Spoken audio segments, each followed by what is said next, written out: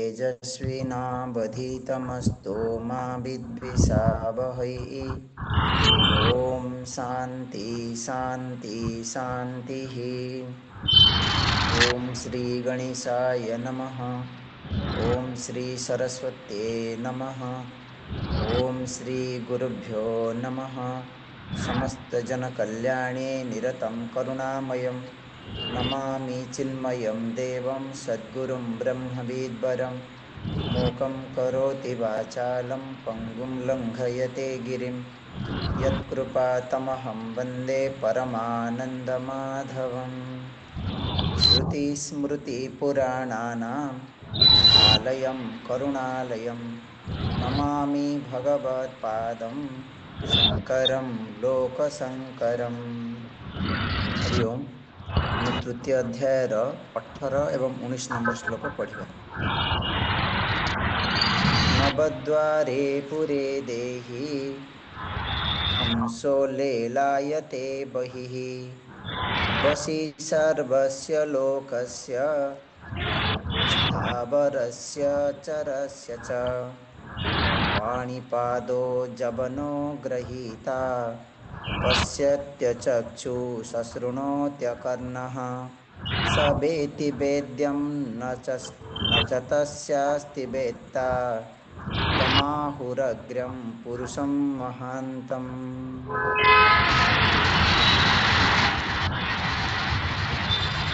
हरि ओम। आम श्वेता श्वेतर उपनिषद तृतीय अध्याय देखुचे। तो प्रश्न आसे जे कहीं आम उपनिषद पढ़ा माने उपनिषद पढ़िले आमको कौन मिल न पढ़िले कौन लॉस हम ताकू बुझापी फास्ट बुझंतु आम मनरे कौन कौन इच्छा आसे कौन कौन लाइफ रे चाहूचे तापर आम देखा उपनिषद पढ़िले कौन हम कौन न हम। टी इंट्रोडक्शन देखिए आम श्लोक को जीवा। तो पांचटा जो आम भितर इच्छा अच्छी 5 प्रकार बा 6 प्रकार इच्छा आपका नेचुरल सहज माने ये इच्छा गुड़ाक ऑटोमेटिक आम भितर माने समस्ते या ही चाहूचे। प्रथम इच्छा है स्वतंत्र हेबार इच्छा माने किए मध्य आम पराधीनता हेबाकू चाहूने कहार अंडर रे डिपेंड रे आम रहिबाकू चाहूने। जदि आम जाने आमको जना पड़े के गले आमको से अंडर रे रहिया पड़ो कंट्रोल रे रहिया पड़ो बंधन रे रहिया पड़ो आमको सी रोक टोक लगेब सेटा करे ना एटा जाना सेटा खाना तो आम से ही जगह को जीवाक इच्छा करू ना है। तो समस्त भीतर स्वतंत्र हेबार इच्छा कि नहीं किए कुहे किए कुहेनी। द्वितीय कथा है आमको बहुत सुख दरकार भरपूर सुख दरकार टिके सुख नहीं।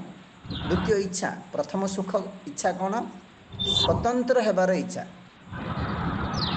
द्वितीय इच्छा होची हमको सुख सुख दरकार सुख मध्य टिके नहीं भरपूर सुख माने व्यक्ति दुखी हेबाकू चाहे नहीं। आपको कहगला सुखम में ब्रूयात दुखम में माँ ब्रूयात बुझिपारे कि नहीं। एवं आमे कौन सी दुखी व्यक्ति को भी देखा चाहूने मिसवा भी चाहूने। आप पाखक गले से लोकटी दुखी देखा जाऊँ आप कौन करें शीघ्र पलि जाए से अरे नाई नाई नाई दुखी अच्छा। एवं ये सुख आम जीवन में जेते मिले हमको भार लगे बोझ लगे हमको बोरिंग फील हुए नहीं नहीं भगवान बेसी सुख देदेले आउ सुख दिंतु बहुत हो गला कौचे नहीं। किंतु थोड़ा सा भी दुख जदि आसी जाए हमको बोर माने कौन कहले भार लगे आम सबू चेष्टा करी से दुख को भगेवा बाहर करने चाहूचे हाँ कि नहीं।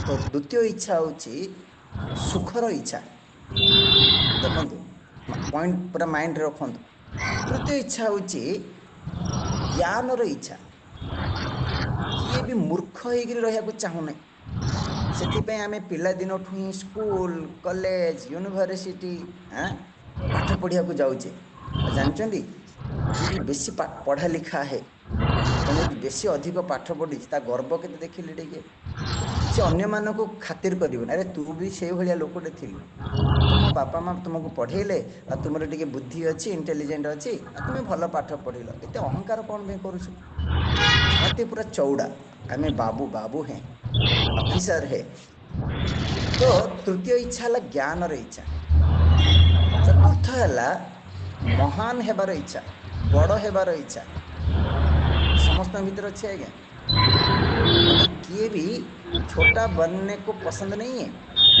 ସେଥିପାଇଁ ଆମକୁ ଯଦି କାହା ସାମ୍ନାରେ ଛୋଟ ହେଇକିରି ରହିବାକୁ ପଡ଼େ ଯେ ମନେକର ଆମ କି ଅଫିସରେ କାମ କରେ ସେ ବସ୍ ଅଛି ଆମେ ତାର ଅଫିସର ବା ଆମେ ତାର ସବଅର୍ଡିନେଟ୍ ଆମେ ଚାହୁଁଛେ ପ୍ରମୋସନ୍ ହେଇକରି ଆମେ ଉପର ଅଫିସରକୁ ଯିବା ମାନେ ଆମକୁ କିଏ ଖଟେଇବ କାମ ବତେଇବ ଛୋଟ ଭାବିବ ଆମକୁ ଇଚ୍ଛା ନାହିଁ ସେଥିପାଇଁ ଛୋଟ ପିଲାଟେ ମଧ୍ୟ ସେ କ'ଣ କୁହେ କହିଲେ ମୁଁ କେତେବେଳେ ବଡ଼ ହେବି ସେ ସମସ୍ତଙ୍କ ଭିତରେ ବଡ଼ ହେବାର ଇଚ୍ଛା ଆଉ 5 ନମ୍ବର ହେଉଛି ସୁରକ୍ଷାର ଇଚ୍ଛା ସମସ୍ତେ ସୁରକ୍ଷା ଚାହାନ୍ତି କିଏ ବି ଆମେ କହୁନେ ସ୍ତ୍ରୀ ଲୋକମାନେ ଝିଅ ପିଲାମାନେ ସୁରକ୍ଷା ରହିବା ଦରକାର ସମସ୍ତେ ସୁରକ୍ଷା ଚାହୁଁଛନ୍ତି ସୁରକ୍ଷିତ ରହିବାକୁ ଚାହୁଁଛନ୍ତି ସୁରକ୍ଷା ଚାହୁଁଛନ୍ତି ସେଥିପାଇଁ ଛୋଟ ପିଲାଟେ ତା ମା ପାଖରେ ସୁରକ୍ଷିତ ତା ମା ଯଦି ଅଛି ସେ ଭାବେ ମୋର କିଛି ଅସୁବିଧା ନାହିଁ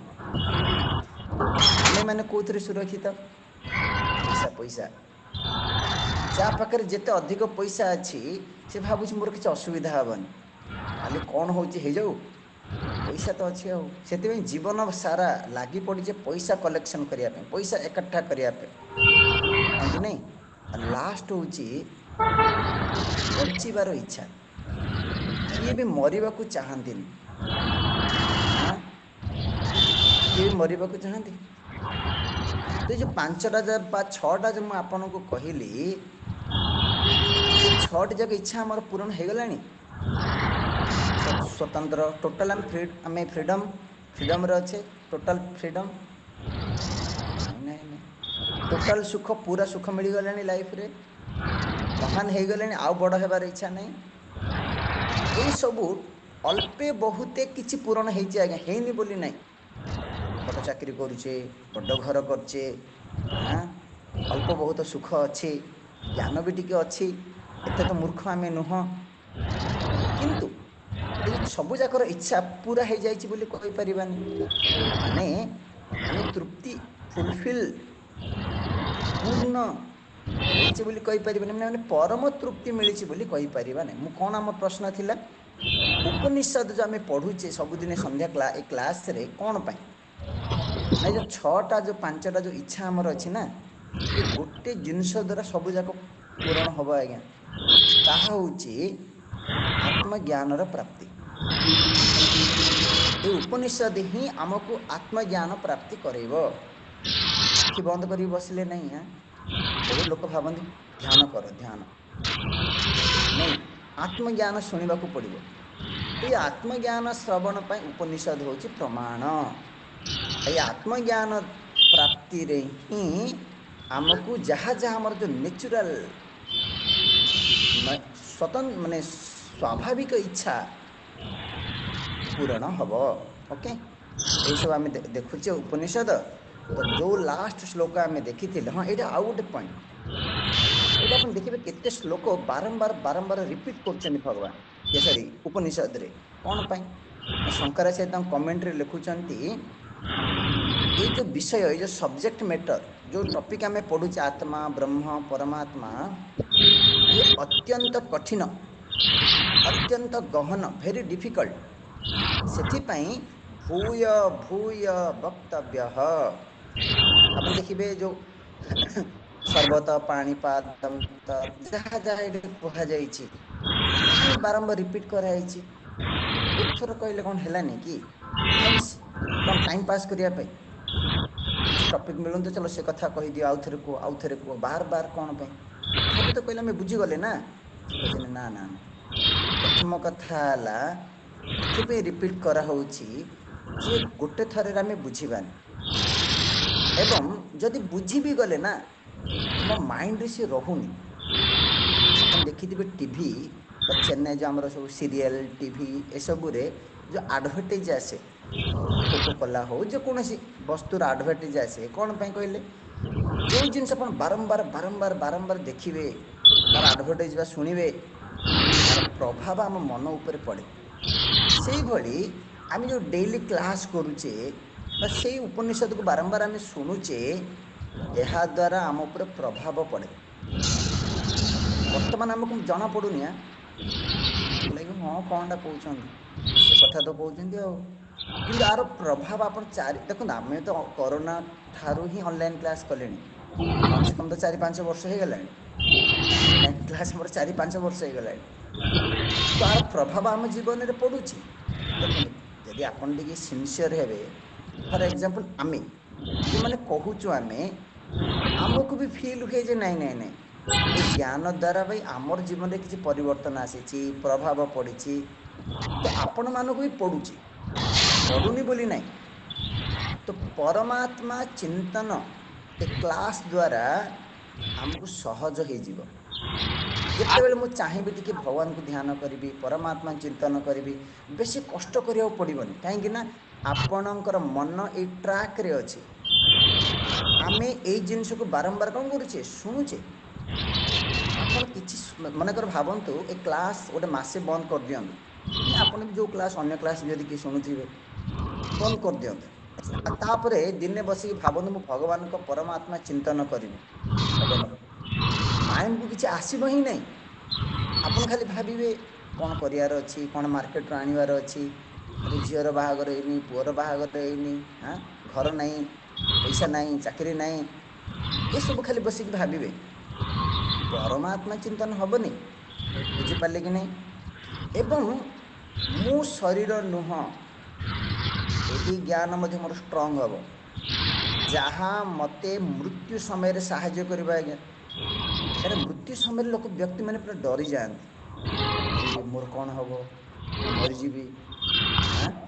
ଯଦି ଆମେ ଏ ଅଭ୍ୟାସ ପକେଇଛେ ଯେ ମୁଁ ଏ ଶରୀର ନୁହଁ, ମୁଁ ତ ଆତ୍ମା, ମୁଁ ତ ପରମାତ୍ମା ସ୍ୱରୂପ, ବାରମ୍ବାର ବାରମ୍ବାର ଏ ଜ୍ଞାନ ଆମର ଦୃଢ଼ ଯେତେବେଳେ ହେବ, ମୃତ୍ୟୁ ସମୟରେ ମଧ୍ୟ ଆମେ ଶାନ୍ତିରେ ମରିପାରିବା। ମାନେ ନୋ ଟେନସନ୍, ନୋ ଭୟ। ଓକେ ଓକେ, ସ୍ୱାମୀ ଆଗକୁ ବଢ଼ନ୍ତୁ। ଚାଲନ୍ତୁ ନେକ୍ସଟ ଶ୍ଲୋକ ଯେଉଁଟା ଆମେ ପଢ଼ିଛେ, ଅପାଣିପାଦୋ ଯବନୋ ଗୃହୀତା ପଶ୍ୟତ୍ୟ ଚକ୍ଷୁ ଶଶୃଣୋତ୍ୟକର୍ଣ୍ଣଃ ସବେତ୍ତି ବେଦ୍ୟಂ ନ চ ତସ୍ୟାସ୍ତି ବେତ୍ତା ତମାହୁରଗ୍ରಂ ପୁରୁଷಂ ମହାନ୍ତମ୍। ଆର ଟ୍ରାନ୍ସଲେସନ୍ ତୁଳସୀଦାସ ତାଙ୍କ ରାମାୟଣରେ କରୁଛନ୍ତି, ବିନୁ ପଦ ଚଲଇ ସୁନଇ ବିନୁ କାନା, କର ବିନୁ करे କରମ ବିଧି ନାନା, ଆନନ ରହିତ ସକଳ ରସ ଭୋଗୀ, ବିନୁ ବାଣୀ ବକତା ବଡ଼ ଯୋଗୀ। ଆର ଅର୍ଥ କ'ଣ ଆଜ୍ଞା? ଲେଖା ହେଇଛି, ବିନା ପାଦରେ ସିଏ ଚାଲେ, କିଏ? ପରମାତ୍ମା। ବିନା ହାତରେ ଗ୍ରହଣ କରେ, ବିନା ଚକ୍ଷୁରେ ଦେଖେ, ବିନା କର୍ଣ୍ଣରେ ସେ ଶୁଣେ। ଆର ଅର୍ଥ କ'ଣ? ମାନେ ପରମାତ୍ମା କୌଣସି ଗୋଟେ ରୂପ ନୁହନ୍ତି ଆମର ଭଳିଆ। ଯଦିଓ ରାମ କୃଷ୍ଣ ଏସବୁ ରୂପରେ ଆମେ ପୂଜା କରୁଛେ, ଏ ପରମାତ୍ମାଙ୍କର ଗୋଟେ କ'ଣ କୁହାଯିବ ଯେ, ଡ୍ରେସ୍, ସିଏ ପରମାତ୍ମା ନୁହଁ। ତ ପରମାତ୍ମା ଗୋଟେ ରୂପ ନୁହନ୍ତି ଯେ ଆମେ ତାଙ୍କୁ ପଏଣ୍ଟ ଆଉଟ୍ କରିପାରିବା ଏଇଆ ବୋଲି। ସେଥିପାଇଁ କହିଲେ ତାଙ୍କର ହାତ ନାହିଁ, କାନ ନାହିଁ, ମାନେ କୌଣସି ଇନ୍ଦ୍ରିୟ ନାହିଁ, କୌଣସି ଆକାର ନାହିଁ। ସେଥିପାଇଁ ଉପନିଷଦ କୁହାଯାଇଛି, ନ ତତ୍ର ଚକ୍ଷୁର୍ଗଚ୍ଛତି ନ ବା ଗଚ୍ଛତି। ତା ତଳ ଲାଇନରେ ଲେଖା ହେଇଛି। ଏଇ ଶ୍ଲୋକର ଆଉ ଗୋଟେ ଅର୍ଥ, ବିନା ପାଦରେ ସେ ଚାଲନ୍ତି ମାନେ ସେ ସବୁଆଡ଼େ ଅଛନ୍ତି। ବିନା ଆଖିରେ ସେ ଦେଖନ୍ତି ମାନେ ଏ ଯେଉଁ ଚେତନ ତତ୍ତ୍ୱ ସାକ୍ଷୀ ଆକଳା ସାକ୍ଷାତ ଇକ୍ଷତେ, ସେ ଡାଇରେକ୍ଟ ଦେଖନ୍ତି, ବିନା ଇନ୍ଦ୍ରିୟମାନଙ୍କ ଦ୍ୱାରା ଡାଇରେକ୍ଟ ଦେଖେ। ଆଜ୍ଞା, ମାନେ ସେ ଜ୍ଞାନ ଶକ୍ତି ନୁହେଁ। ତ ଏଇଭଳିଆ ଏଠି କୁହାଗଲା, ହାତ ବିନା କରନ୍ତି, ଆଖି ବିନା ଦେଖନ୍ତି। ସିମ୍ପଲ ଭାଷାର ଅର୍ଥ ହେଉଛି, ଯେଉଁ ଚେତନ ତତ୍ତ୍ୱର ଏଇ ଇନ୍ଦ୍ରିୟ ମାନେ ନାହିଁ, କିନ୍ତୁ ସବୁ କରେ, ସବୁ ଶୁଣେ, ସବୁ ଦେଖେ, हाँ से परमात्मा ସବୁ ଦେଖନ୍ତି କିପରି ଦେଖନ୍ତି ଏ ଚେତନ ଯଦି ନାହିଁ ଆଖି ଦେଖିପାରିବ କି ଏ ଚେତନ ତତ୍ତ୍ୱ ଯଦି ନାହିଁ କାନ ଶୁଣିପାରିବ କି ତାର ଅର୍ଥ ହେଉଛି ସେୟା ବୁଝିପାରିଲେ ଓକେ ଏବଂ ତା ତଳ ଲାଇନରେ କହୁଛନ୍ତି ସବେତ୍ତି ବେଦ୍ୟମ୍ ବେଦ୍ୟମ୍ ମାନେ ଯାହା ଜାଣିବାର ବସ୍ତୁ କ'ଣ ଜାଣିବାର ବସ୍ତୁ ପରମାତ୍ମା ଜାଣିବାର ବସ୍ତୁ ସହବେତ୍ତି ସେ ଜାଣନ୍ତି ମାନେ ସିଏ ସବୁ ଜାଣନ୍ତି ନ ଅସ୍ୟ ଅସ୍ତି ବେତ୍ତା ତାକୁ ଜାଣିବା ବାଲା କିଏ ନାହିଁ ଆଉ ସେଇ ପରମାତ୍ମାକୁ ପୁରୁଷ କୁହାଯାଇଛି ଅଗ୍ର୍ୟ କୁହାଯାଇଛି ଏବଂ ମହାନ ବୋଲି କୁହାଯାଇଛି ଅଗ୍ର୍ୟ ମାନେ କ'ଣ ଅଗ୍ର୍ୟ ମାନେ ସୃଷ୍ଟି ଆରମ୍ଭରେ सबसे पहले कौन से श्लोक आसे इदम अग्र आसीत जो सृष्टि नथिला केवल से परमात्मा ही थिले तो अग्र्य माने आदि पुरुष लेखा पुरुष अग्र्य माने आदि पुरुष पुरुष कौन पे कहगला से परमात्मा को पुरी शयना सबु शरीर भितर अछंती अपूर्ण से सबडे भर्ती होकर अछंती ओके महानतम से महान ग्रेट कौन पाई ना सबका कारण है देखो यही भली रूप से आमको परमात्मा बा आत्मतत्व चिंतन करिया पड़ियो परमात्मा महान कौन पाई ना से सबका कारण है सबुर कारण सेति पाई से ग्रेट क्लियर एवं एटी जो आउ गोटे हाँ आउ गोटे पॉइंट एटी कहला हाथ नहीं चलुंट कान नहीं शुणुंट आर अर्थ है कंट्राडिक्टरी कहुई विरुद्ध कथा कहुई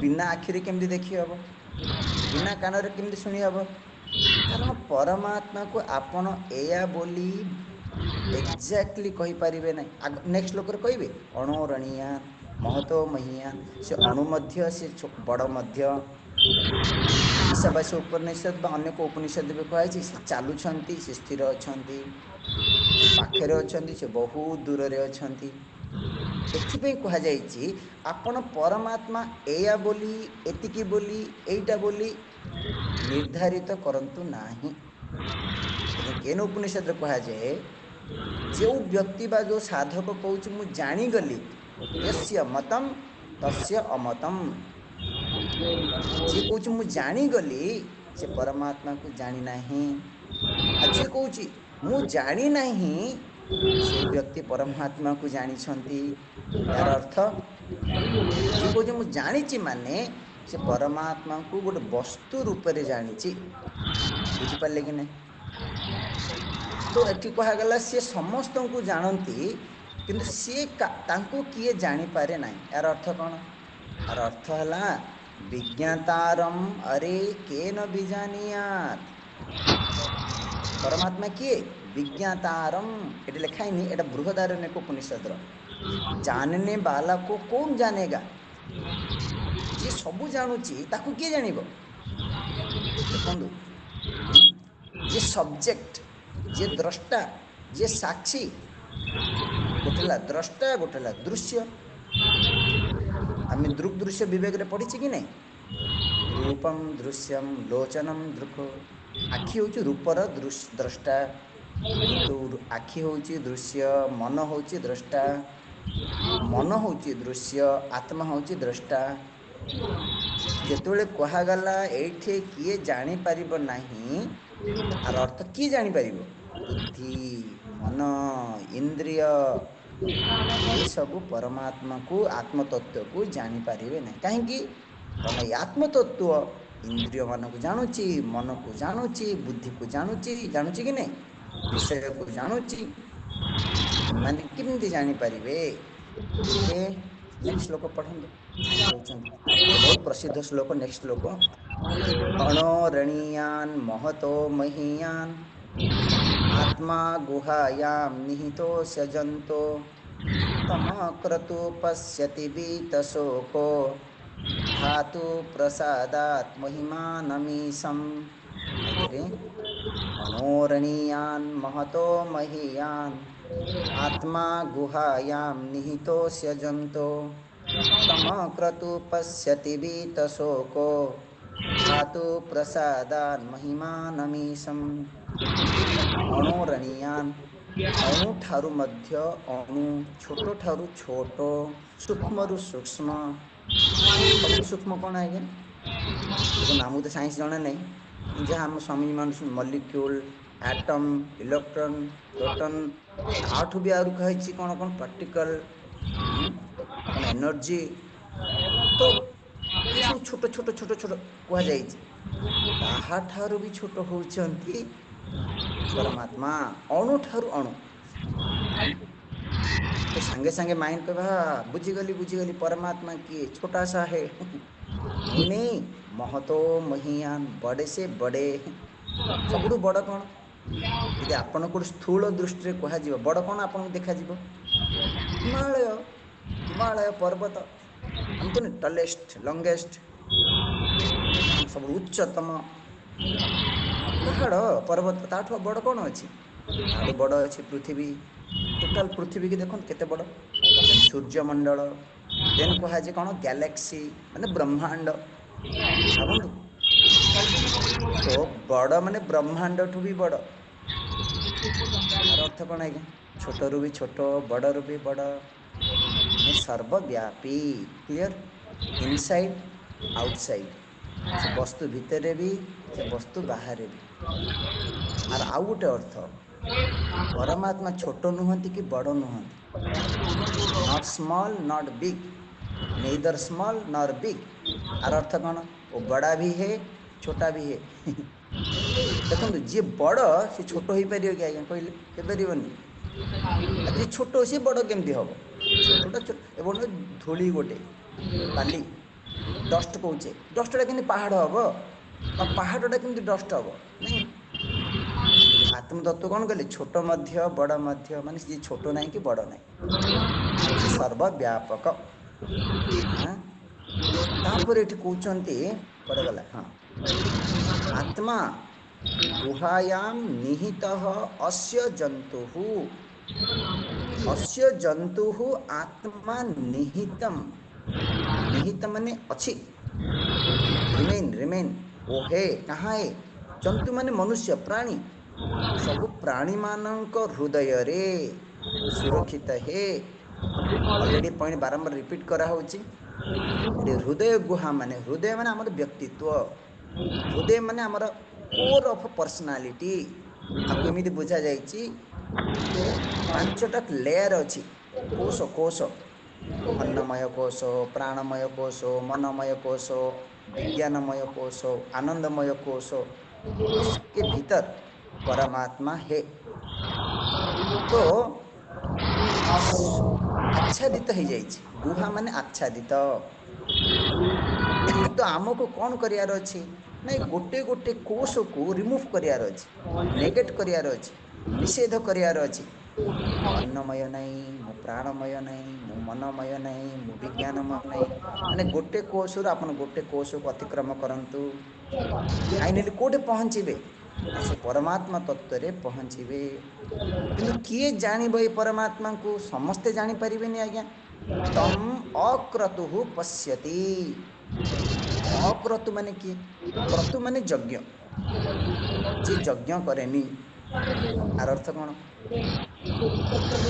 यज्ञ करेनी माने आम यज्ञ कौन पे करुचे स्वर्ग को जीवाई धन संपत्ति पाई प्रजा पाई माने संतान पाई पद पदवी पाई तो क्रतु अक्रतु माने जे क्रतु नहीं जे यज्ञ करेनी से परमात्मा को देखिपर माने धन संपत्ति भोग स्वर्ग हाँ न कर्मणा न प्रजया धनेन त्यागेन एक आम भावुचे जहाँ जहाँ आम पाखे साधन अच्छी पैसा घर चाकरी स्त्री छुआ पिला यही सबू द्वारा से परमात्मा तत्व को देखी हबनी जानी हबनी क्रतु माने कहगला कामना माने जो पर्यटन आम भितर कामना बासना अच्छी विषय भोग इच्छा अच्छी से पर्यटन परमात्मा अनुभव हबनी आज्ञा तो कौन कहना चाहते ନା ଯେତେବେଳେ ଆମ ମନ ଭିତରେ ବିଷୟ ଭୋଗର ଇଚ୍ଛା ଦୂର ହବ, ଯେତେବେଳେ ମନ ବାସନା ଶୂନ୍ୟ ହବ, ସେ ପର୍ଯ୍ୟନ୍ତ ପରମାତ୍ମା ଅନୁଭବ ହେବେନି, ଦେଖାଯିବେନି, ମାନେ ଅନୁଭବ ହେବେନି। ଆଉ ଜନ୍ତୁ ମାନେ କୋଉ ଜନ୍ତୁ? ସେ ବ୍ରହ୍ମାଦି ସ୍ତମ୍ଭ ପର୍ଯ୍ୟନ୍ତମ୍, ବ୍ରହ୍ମାଙ୍କ ଠାରୁ ଆରମ୍ଭ କରି କରି ଛୋଟ ପିମ୍ପୁଡ଼ି ପର୍ଯ୍ୟନ୍ତ ସମସ୍ତଙ୍କ ଭିତରେ ଆତ୍ମତୟା।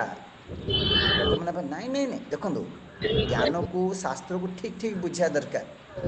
ବହୁତ ସଂସ୍ଥା, ବହୁତ ଫିଲୋସଫି ଅଛି ଆଜ୍ଞା, ସେମାନେ କହିବେ ପରମାତ୍ମା ସବୁଠାରେ ନାହାନ୍ତି, ସମସ୍ତଙ୍କ ଭିତରେ ନାହାନ୍ତି, ଖାଲି ହାୟର ପ୍ରାଣୀମାନଙ୍କ ଭିତରେ ଅଛନ୍ତି।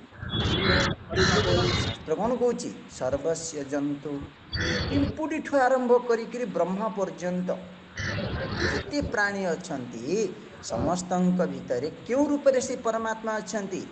ଅହମ୍ ଅହମ୍ ତୟା, ମୁଁ ରୂପରେ ଅଛନ୍ତି। ତେଣୁ ସେ ପରମାତ୍ମା ତତ୍ତ୍ୱକୁ ଯିଏ ଜାଣିଗଲା, ମୁଁ ସେ ପରମାତ୍ମା ବୋଲି ଯିଏ ଜାଣିଗଲା, ଭୀତ ଶୋକ ଭବତି,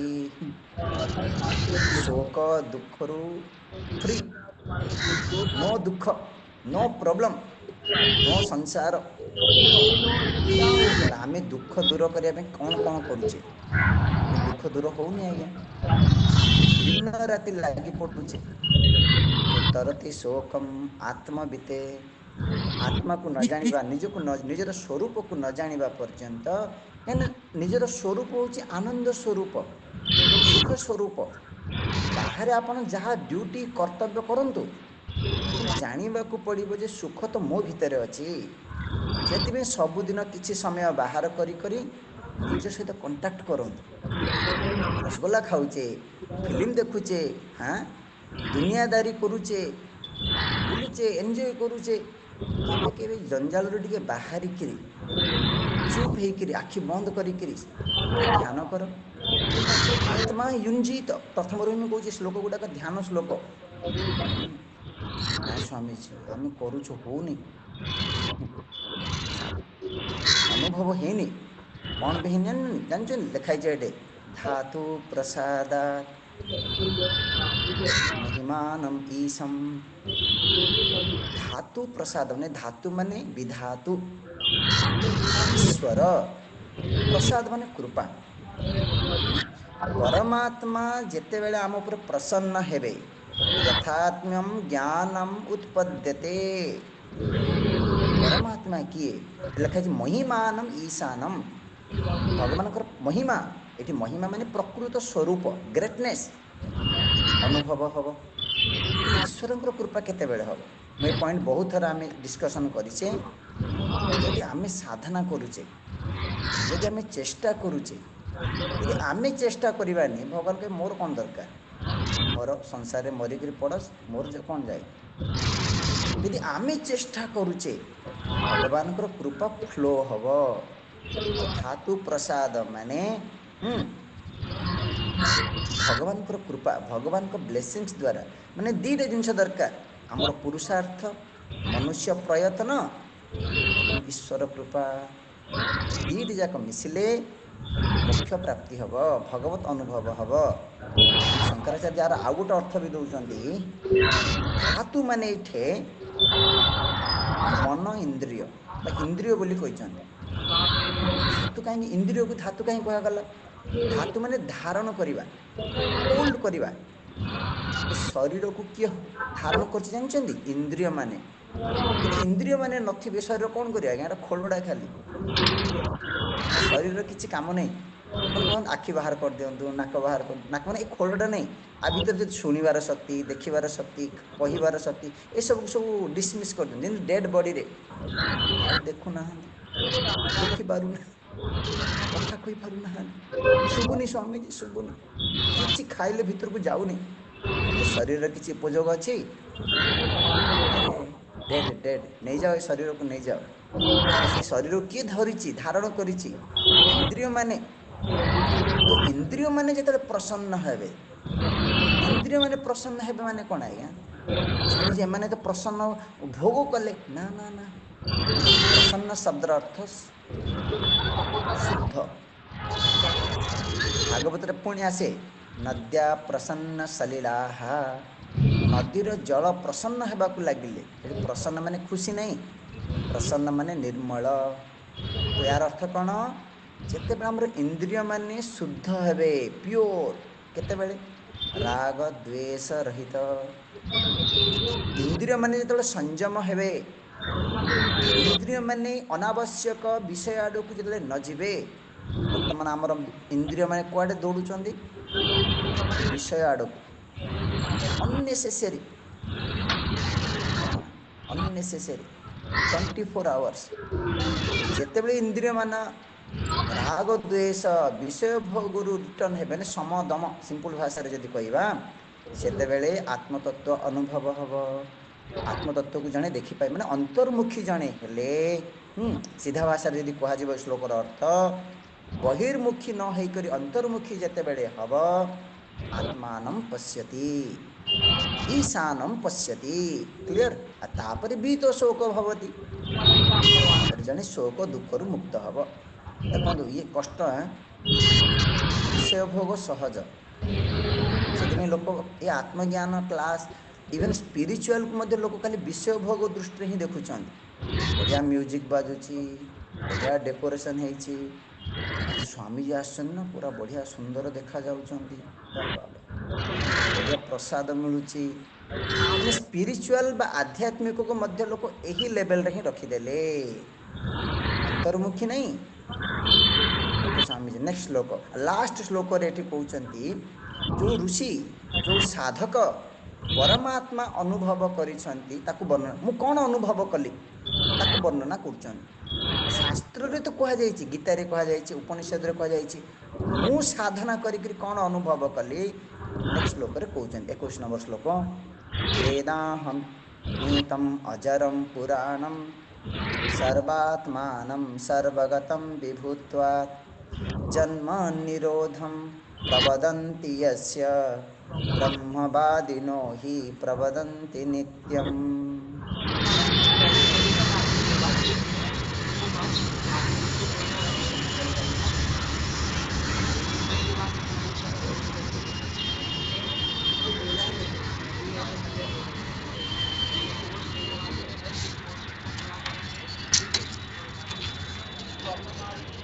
अहम वेद, आई नो, ମୁଁ ଜାଣେ, मैं जान लिया। कौन जानिले? एतम, ए परमात्मा।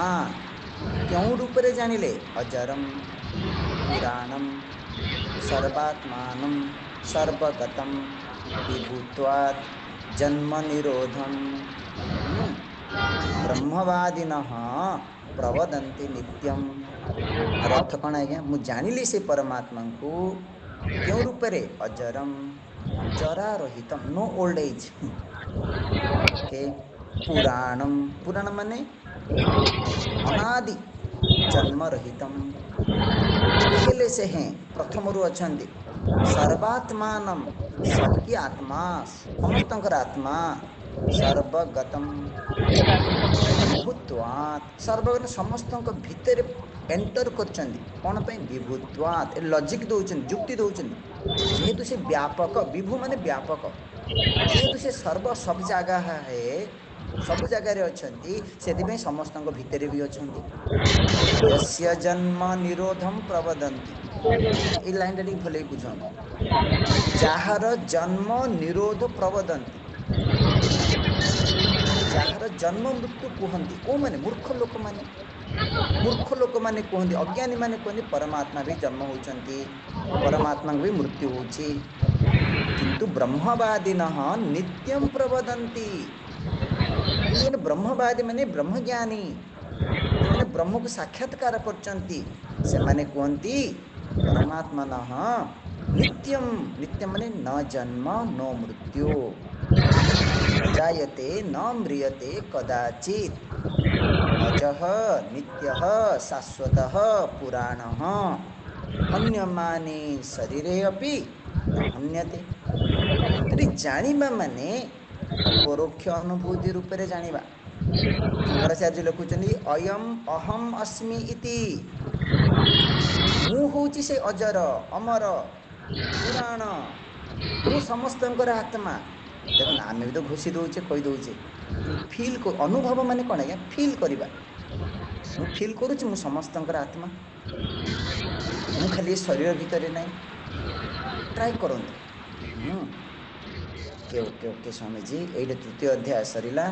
ଚତୁର୍ଥ ଅଧ୍ୟାୟ ଆମେ ଆସନ୍ତାକାଲି ଷ୍ଟାର୍ଟ କରିବା। ମୁଁ ତ ଭାବିଥିଲି କେତେଟା ଶ୍ଲୋକ ନେବି, କ'ଣ 2-3ଟା ଶ୍ଲୋକରେ ରହିଗଲା ଆଜି। ଆସନ୍ତାକାଲି ଦେଖିବା। ଓକେ, ନୂଆ ଅଧ୍ୟାୟ ନୂଆ ଚାପ୍ଟର। ओम शांति शांति शांति। हरि ओम श्री गुरुभ्यो नमः। हरि ओम।